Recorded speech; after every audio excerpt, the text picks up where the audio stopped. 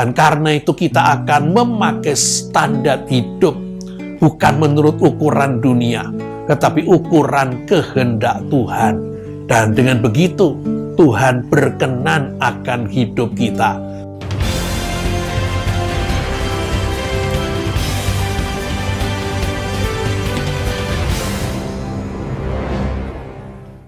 Shalom Bapak Ibu, Saudara-saudari, selamat bertemu kembali bersama dengan saya dalam seri Walking with God. Saya akan melanjutkan 2 seri sebelumnya, masih tentang Daud. Sekarang kita akan membahas tentang Daud bagian yang ketiga. Saya mengajak Bapak Ibu yang belum subscribe untuk subscribe. Dan bila apa yang Bapak Ibu dengar berguna, bisa dibagikan kepada teman-teman yang lain. Tuhan memberkati kita. Mari kita awali dengan terlebih dahulu berdoa memohon pertolongan Roh Kudus. Ya Tuhan yang kami kenal, kami sembah di dalam diri Tuhan Yesus Kristus. Tuhan yang mengasihi kami dan yang memeliharakan kami. Tuhan yang mau memakai kehidupan setiap kami. Kami datang menyerahkan diri kami sekali lagi dalam tuntunan dan pertolongan Roh Kudus.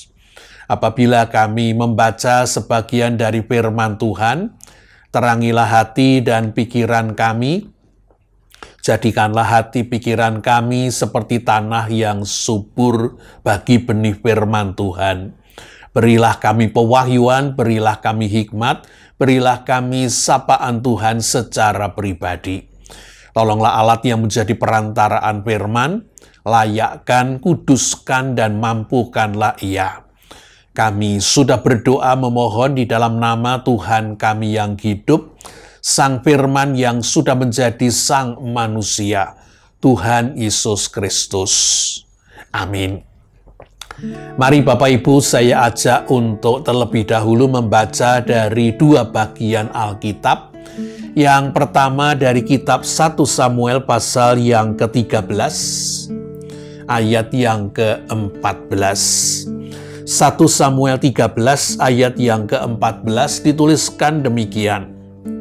Tetapi sekarang kerajaanmu tidak akan tetap. Tuhan telah memilih seorang yang berkenan di hatinya, dan Tuhan telah menunjuk dia menjadi raja atas umatnya.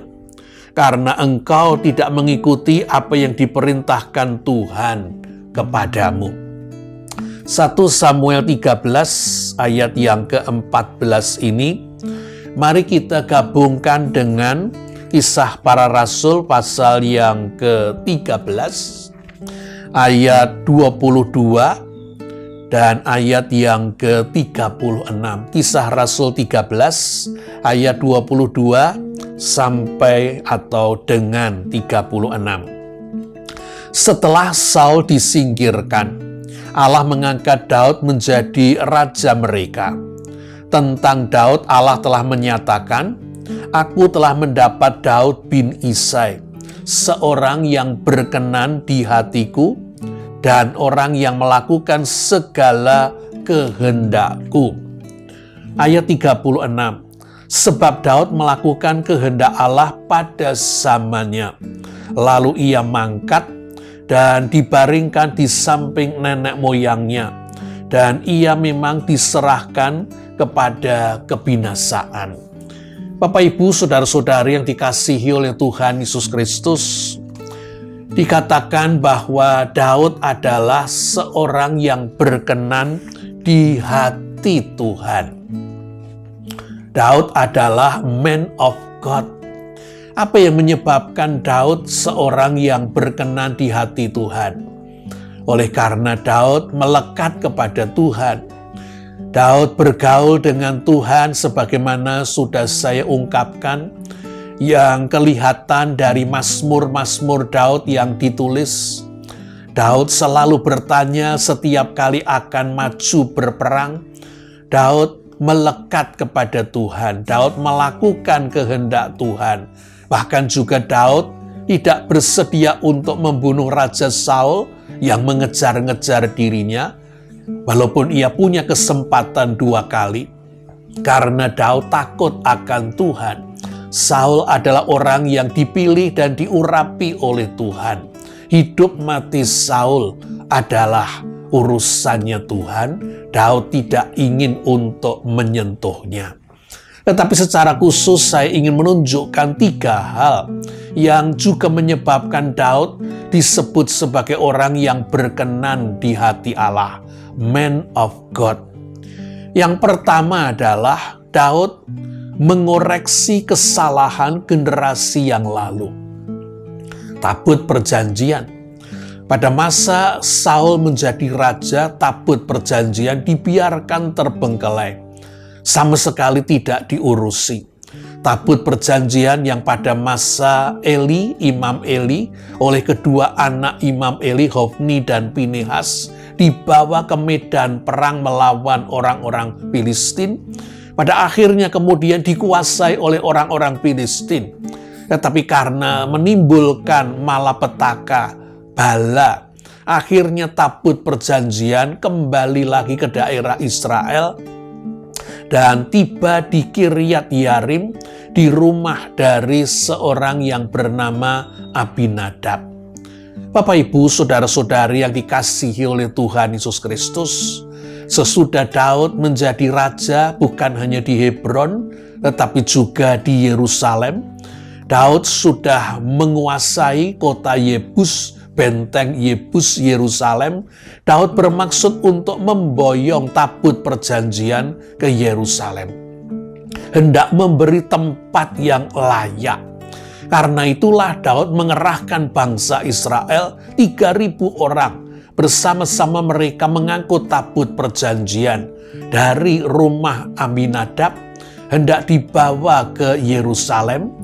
Sayang, Daud tidak mengerti cara untuk membawa tabut perjanjian. Karena itu tabut perjanjian dinaikkan ke atas kereta. Dan terjadilah ketika lembu itu tergelincir, Usa anak Abinadab yang mengawal tabut perjanjian ini menahan tabut itu dengan tangannya dan ia mati. Tidak boleh menyentuh tabut perjanjian. Usa melanggar kekudusan Tuhan dan Usa mati. Daud menjadi takut, jengkel, kecewa, marah, tetapi juga bingung. Akhirnya tabut perjanjian tidak diteruskan dibawa ke Yerusalem. Disimpan di rumah Obed-Edom orang Gad. Dan Tuhan memberkati. Sama seperti kepada Abinadab, Tuhan memberkati Obed-Edom. Karena itu sesudah 3 bulan, Daud merasa cukup tahu bagaimana membawa tabut perjanjian, yaitu harus diusung oleh orang-orang Lewi. Tabut perjanjian sekarang akan dipindahkan dari rumah Obed-Edom orang Gad itu ke Yerusalem. Tiap 6 langkah Daud mengorbankan seekor lembu dan anak lembu gemukan. Daud bersama dengan bangsa Israel menari-nari sepanjang perjalanan ini. Begitu rupa Daud menari-nari sehingga ketika akan masuk ke kota, atau lebih tepat akan masuk ke tempat di mana tabut perjanjian itu diletakkan, lalu Mikal istri Daud melihat Daud menari-nari, bahkan dikatakan hampir telanjang. Mikal memandang rendah Daud. Tetapi Daud bersuka cita bersama dengan bangsa Israel. Daud bersedia untuk menari-nari bagi Tuhan. Daud mau melakukan apapun untuk Tuhan. Daud mengoreksi kesalahan pada generasi sebelumnya. Yang kedua, kita menemukan Daud, kalau tadi pada masa lalu, generasi yang lalu, kesalahannya dibetulkan. Pada masa kini, pada masanya, Daud menjadi standar yang baru. Ukuran raja yang berkenan kepada Allah, ukurannya adalah Daud. Karena itu kita menjumpai raja-raja berikutnya akan diukur apakah seperti Daud, benar seperti Daud. nenek moyang mereka atau tidak seperti Daud. Saya menunjuk dua contoh, Raja Abiam, anak Rehabiam, cucu Daud. Dikatakan hidup dalam dosa, sebagaimana yang dilakukan oleh ayahnya Rehabiam. Dikatakan di sana bahwa Abiam dinilai tidak hidup seperti Daud nenek moyangnya, tidak berpaut kepada Tuhan seperti Daud nenek moyangnya. Sementara saya melanjutkan, Asa anak Abiam melakukan apa yang benar di mata Tuhan seperti Daud bapa leluhurnya. Raja-raja akan dinilai melakukan apa yang benar seperti Daud atau melakukan apa yang jahat tidak seperti Daud.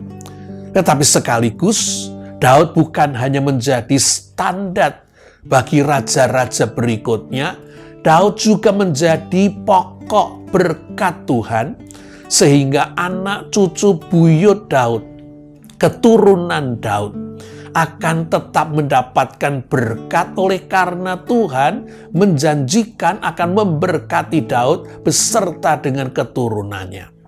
Oleh karena itu, kalau kita membaca kitab Raja-Raja, kita menemukan kadang-kadang seorang Raja Yehuda berbuat dosa, tetapi Tuhan menangguhkan hukumannya karena dia keturunan Daud. Daud mengoreksi kesalahan generasi sebelumnya. Pada masanya, pada masa kini, Daud menjadi standar, norma raja yang berkenan kepada Tuhan. Dan bagian yang ketiga adalah Daud mempersiapkan masa depan. Kerinduan Daud bukan hanya mengangkut tabut perjanjian ke Yerusalem. Kerinduan Daud adalah membuatkan rumah untuk tempat tabut perjanjian. Masakan Daud berkata, "Aku sudah tinggal di bangunan gedung, sementara tabut perjanjian masih ada di dalam kemah." Tetapi Tuhan tidak berkenan kepada Daud. Tangan Daud berlumuran darah, tidak boleh membangun bait suci. Tuhan akan menunjuk anak Daud yang akan membangun bait suci.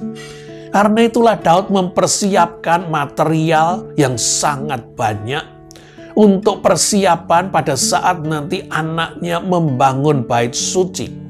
Dan sekaligus Daud mempersiapkan Salomo, anaknya, untuk nanti dapat menjadi raja berikutnya dan khususnya dapat membangun bait suci seperti apa yang dikehendaki oleh Daud dan sekaligus sesuai dengan apa yang berkenan kepada Tuhan. Bapak, Ibu, saudara-saudari yang dikasihi oleh Tuhan Yesus Kristus, Daud adalah orang yang berkenan kepada Tuhan. Tetapi tidak berarti bahwa seluruh hidup Daud sempurna, tidak melakukan kesalahan ataupun dosa. Ada beberapa kesalahan dosa yang dilakukan Daud, paling tidak 3. Yang pertama adalah dosa Daud yang paling kita kenal, yang ditulis pada saat musim raja-raja berperang. Daud memilih untuk tidak berangkat berperang. Daud memilih untuk nganggur. Yoab bersama dengan para tentara berangkat berperang, tetapi Daud tinggal di Yerusalem.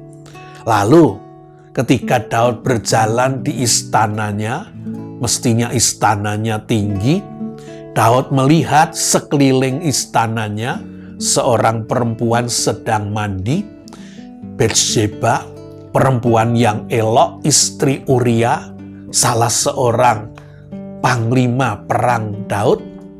Dan Daud kemudian sudah tanpa sepertinya dengan kesadaran menjemput Batsheba.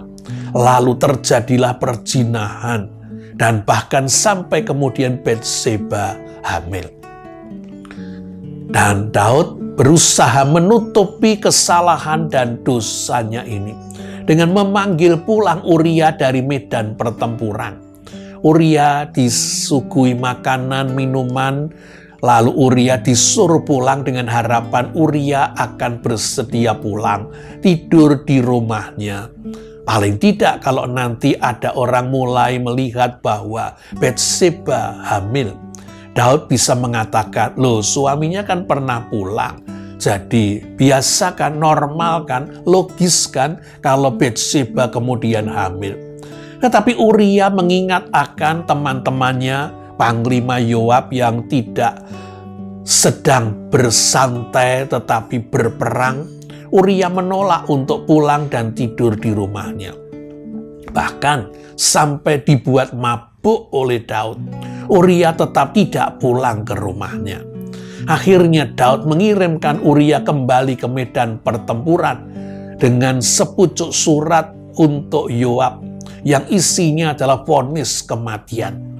Di dalam surat itu Daud mengatakan kepada Yoab, tempatkan Uria di barisan depan pada saat penyerangan dan tinggalkan dia sendirian supaya ia mati. Dan lalu Daud mendapatkan apa yang ia inginkan oleh karena Uria kemudian mati. Bapak, Ibu, saudara-saudari yang dikasihi oleh Tuhan Yesus Kristus, Daud ingin nganggur. Tetapi dari nganggur muncullah apa yang merupakan kesalahan dan dosanya yang bahkan sepertinya tidak ia sadari.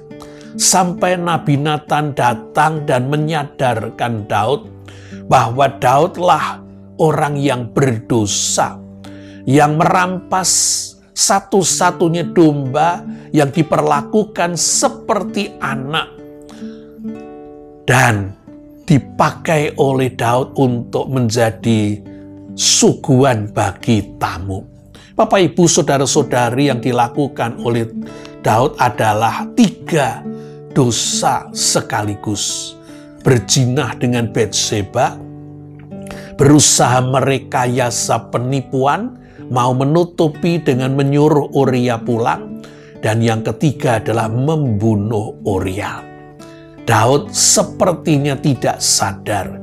Dosanya berlangsung dengan cepat seperti salju yang jatuh di puncak gunung, lalu tergelincir menghantam salju yang lain menjadi bola salju yang semakin besar dan semakin besar dan semakin besar. Begitulah sifat dosa. Daud melakukan kesalahan yang pertama. Tetapi ketika ia diinsyafkan bahwa dia sudah berbuat dosa besar, Daud mengungkapkan pengakuannya, aku telah berdosa. Dan dosa Daud ini disesali, dan penyesalan Daud itu muncul di dalam Mazmur 51 yang diberi judul Mazmur Daud. Ketika Nabi Nathan datang kepadanya setelah ia menghampiri Batseba. Inilah Mazmur penyesalan Daud. Izinkan saya membacakan sebagian. Ayat 3 sampai dengan ayat yang ke-7, lalu meloncat ayat 11 sampai 13. Kasihanilah aku ya Allah menurut kasih setiamu. Hapuskanlah pelanggaranku menurut rahmat-Mu yang besar. Bersihkanlah aku seluruhnya dari kesalahanku, dan tahirkanlah aku dari dosaku. Sebab aku sendiri sadar akan pelanggaranku. Aku sendiri bergumul dengan dosaku. Terhadap engkau sajalah aku telah berdosa. Melakukan apa yang kau anggap jahat, supaya ternyata engkau adil dalam perbuatanmu, bersih dalam penghukumanmu. Sesungguhnya dalam kesalahan aku diperanakan, dalam dosa aku dikandung ibuku. Ayat yang ke-11. Sembunyikanlah wajahmu terhadap dosaku, Hapuskanlah segala kesalahanku. Jadikanlah hatiku tahir ya Allah, dan perbaharuilah batinku dengan roh yang teguh. Janganlah membuang aku dari hadapan-Mu, dan janganlah mengambil roh-Mu yang kudus daripadaku. Daud berdosa. Tetapi ketika Daud diinsyafkan akan dosanya, Daud menyesal. Daud mengaku dosa. Daud memohon pengampunan Tuhan. Bapak, Ibu, saudara-saudari yang dikasihi oleh Tuhan Yesus Kristus, kita menemukan kesalahan yang lain daripada Daud. Kesalahan Daud yang kedua adalah Daud tidak mengelola kehidupan keluarganya dengan baik. Kita tahu Daud memiliki beberapa orang istri, dan dari beberapa orang istri ini kemudian muncullah banyak anak. Saya menemukan di dalam 2 Samuel pasal yang ketiga, ayat 2 sampai dengan 5, 6 istri Daud yang diperoleh ketika dia menjadi raja di Hebron. 6 istri Daud ini adalah Ahinoam, Abigail, Maaka, Hagit, Abital, dan Elha. Ketika Daud kemudian dijadikan raja atas seluruh bangsa Israel di Yerusalem, Daud mengambil beberapa orang istri lagi dan beberapa orang gundik. 2 Samuel 5 ayat yang ke-13. Dan kita tahu gundik Daud ini lebih dari 10. Oleh karena ketika Daud nanti menghadapi pemberontakan Absalom anaknya, Daud harus melarikan diri. Daud meninggalkan 10 gundiknya di Yerusalem. 2 Samuel 15 ayat yang ke-16. Dan dari banyak istri inilah Daud kemudian memiliki, dikatakan, anak yang lahir di Hebron: Amnon, Kileab, Absalom, Adonia, Sefaka, Yitream. Dan anak yang lahir di Yerusalem, kalau tadi 6 lahir di Hebron, 11 lahir di Yerusalem: Syamua, Sobab, Natan, Samuel, Salomo bukan Samuel, Yibar, Elisua, Nefek, Yafia, Elisama, Eliada, Elifelet. 2 Samuel 5 ayat 14 sampai dengan 16. Ada banyak istri dan gundik, dan lebih banyak lagi anak-anak. 16 laki-laki atau 17 laki-laki, belum termasuk yang perempuan. Dan terjadilah yang kita tahu. Amnon, anak dari Ahinoam, memperkosa Tamar, adik Absalom, anak dari Maaka. Daud marah besar karena Amnon memperkosa Tamar. Tetapi tidak dikatakan, tidak diceritakan Daud menghukum Amnon. Dan periode berikutnya adalah Absalom kemudian membunuh Maaka. Absalom kemudian membunuh Amnon karena perbuatan Amnon memperkosa adiknya.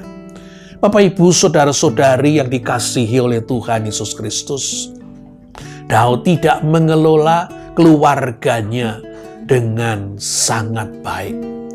Kesalahan yang ketiga kita temukan ketika Daud menghitung laskarnya. Yoab sudah memperingatkan Daud supaya tidak usah menghitung laskarnya. Tetapi Daud tetap menghitung laskarnya.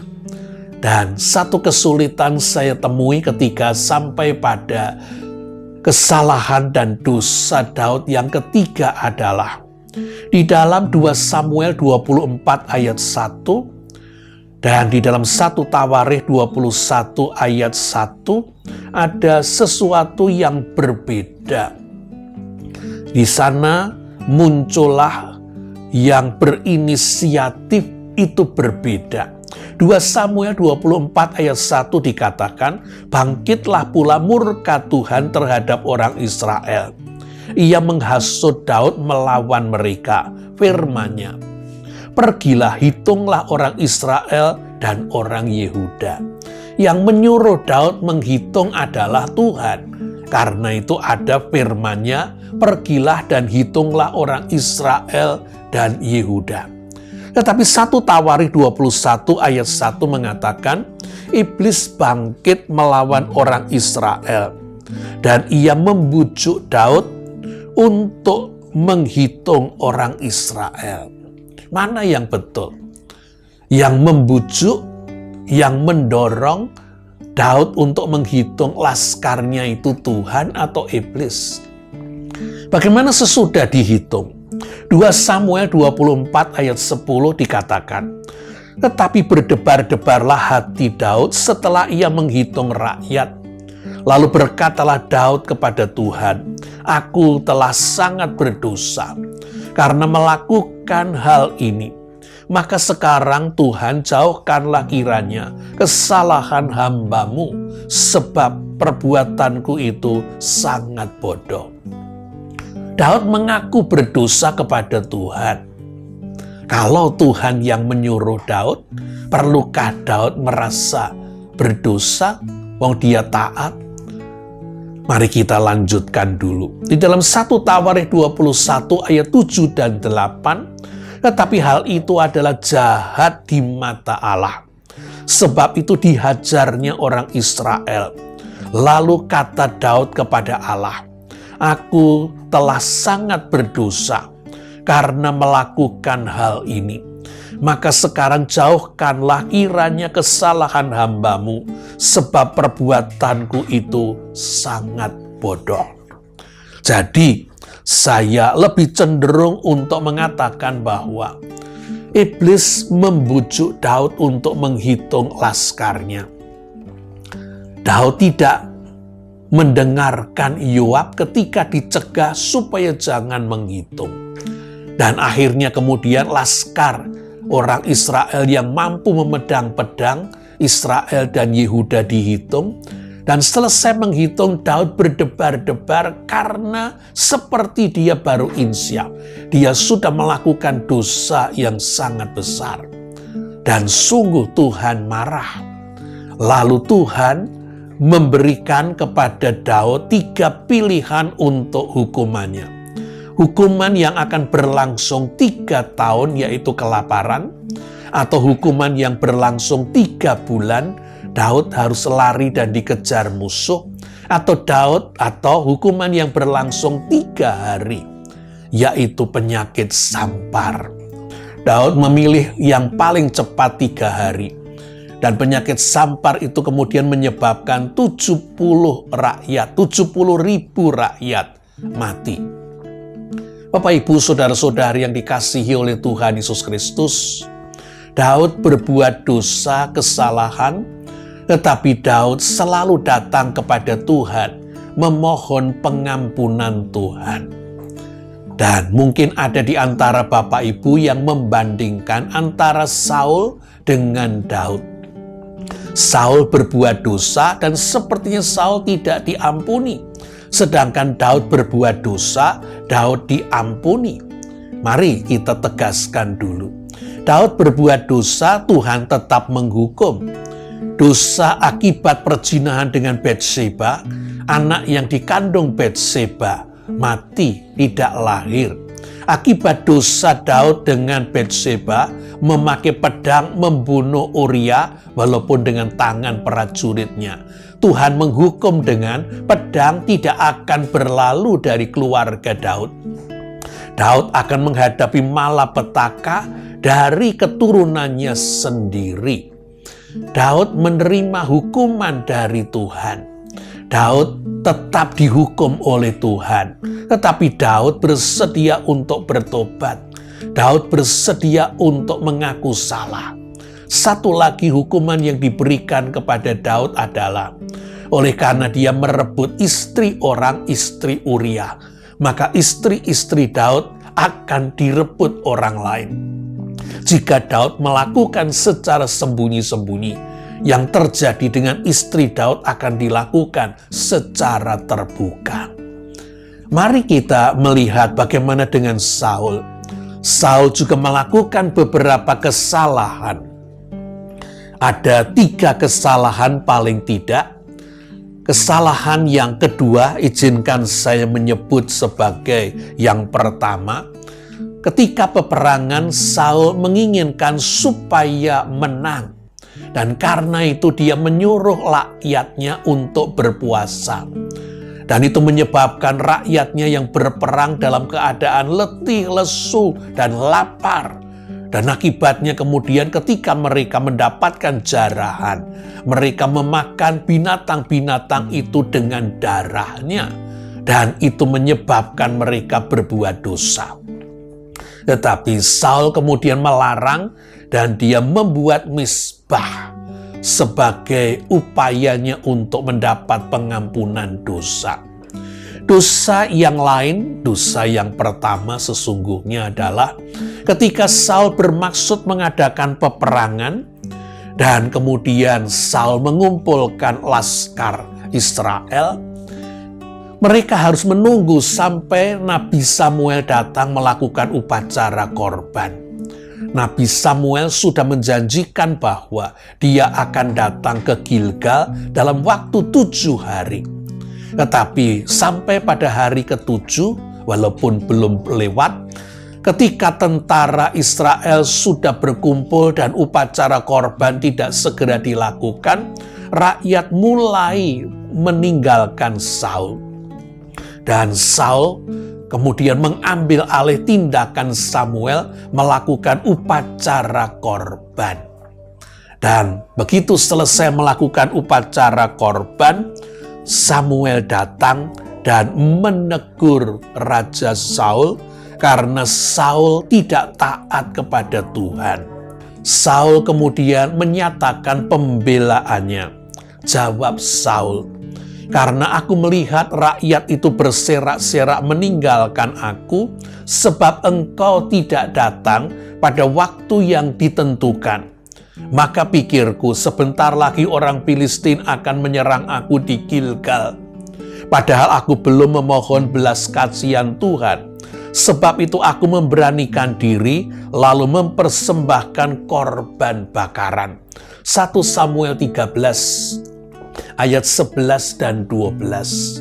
Ketika Saul ditegur oleh Nabi Samuel, Saul tidak menunjukkan penyesalannya.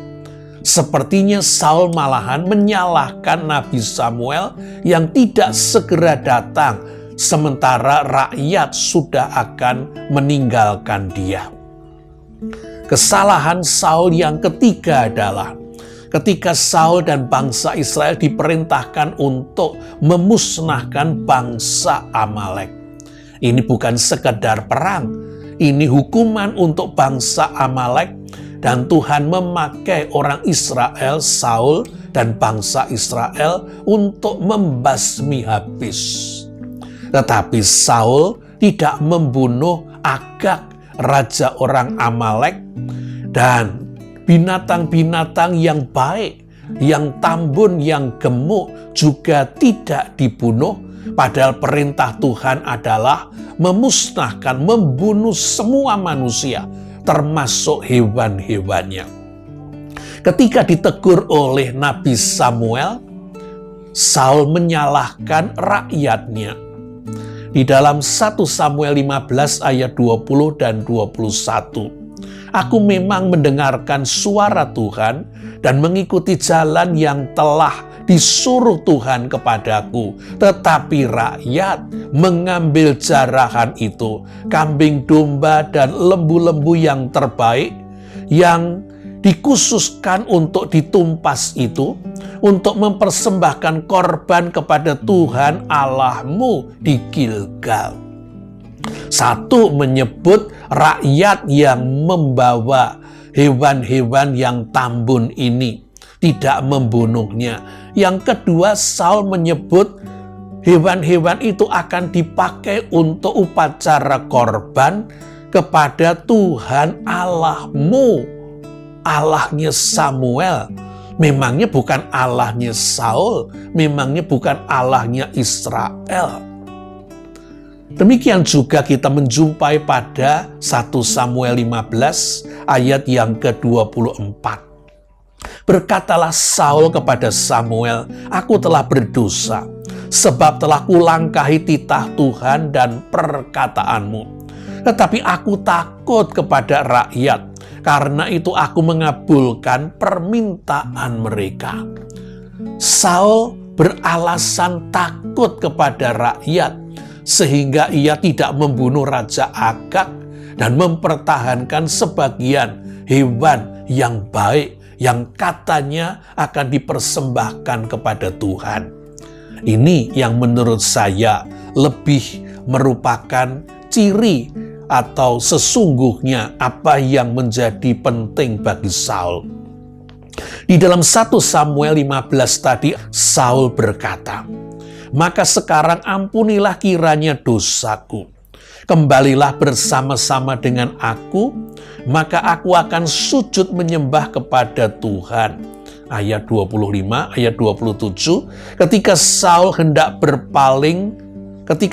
berpaling hendak pergi, maka Saul memegang punca jubah Samuel, tetapi terkoyak. Selanjutnya ayat 30, tetapi kata Saul, "Aku telah berdosa, tetapi tunjukkanlah juga hormatmu kepadaku sekarang di depan para tua-tua bangsaku dan di depan orang Israel. Kembalilah bersama-sama dengan aku, maka aku akan sujud menyembah kepada Tuhan Allahmu." Saul mau sujud menyembah kepada Tuhan, tetapi bersyarat, yaitu syaratnya adalah Samuel mau menyertai Saul berjalan di depan orang banyak rakyat. Sekali lagi muncul kata-kata Tuhan Allahmu. Bapak, Ibu, saudara-saudari yang dikasihi oleh Tuhan Yesus Kristus, Saul berdosa. Dan sepertinya Saul tidak segera, spontan, dan tulus mengaku salah, menyesal, dan bertobat.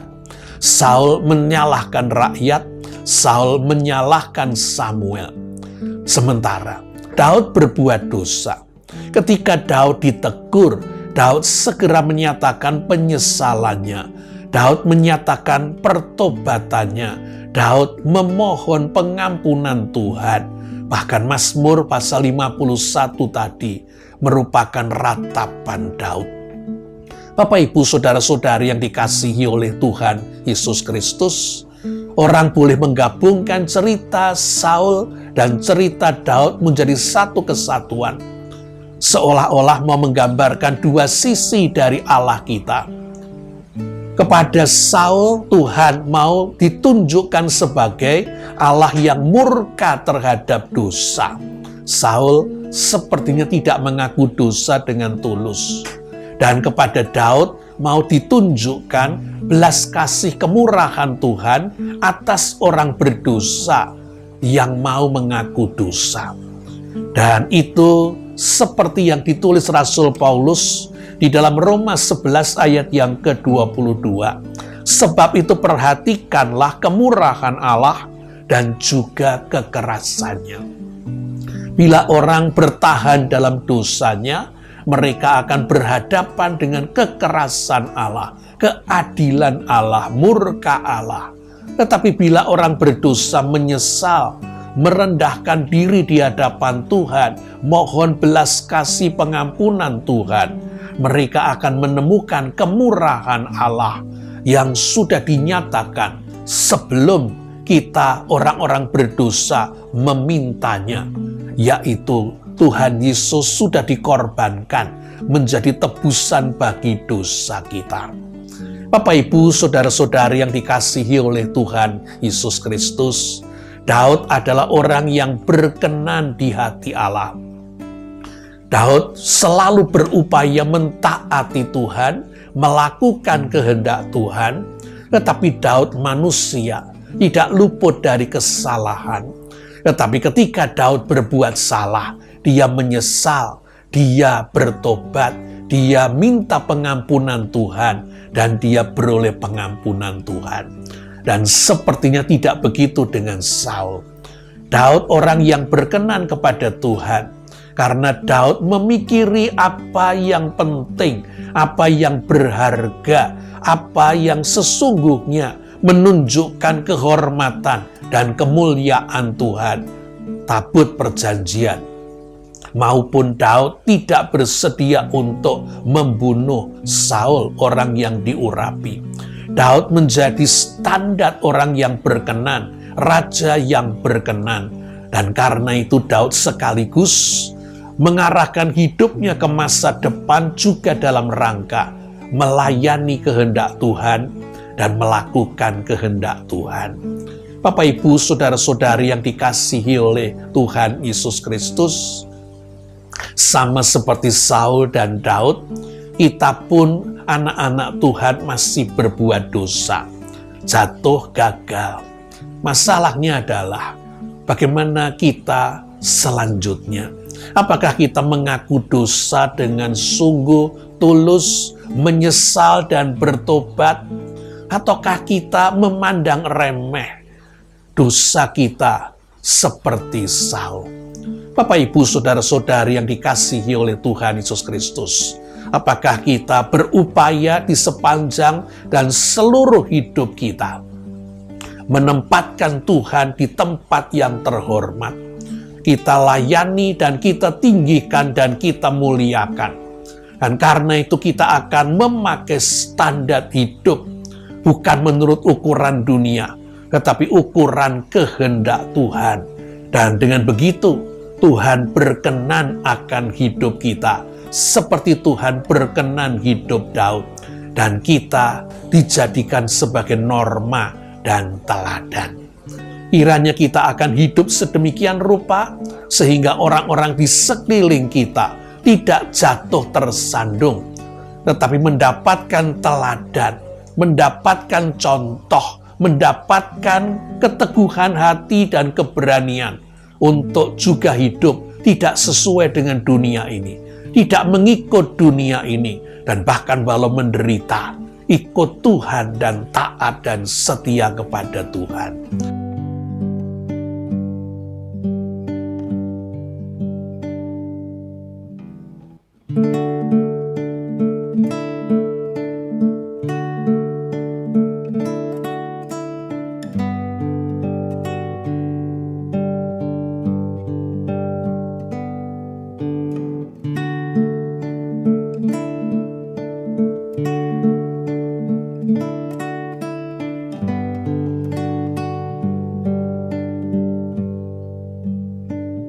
Tuhan kiranya menolong kita untuk hidup sebagai hamba-hamba yang taat dan setia.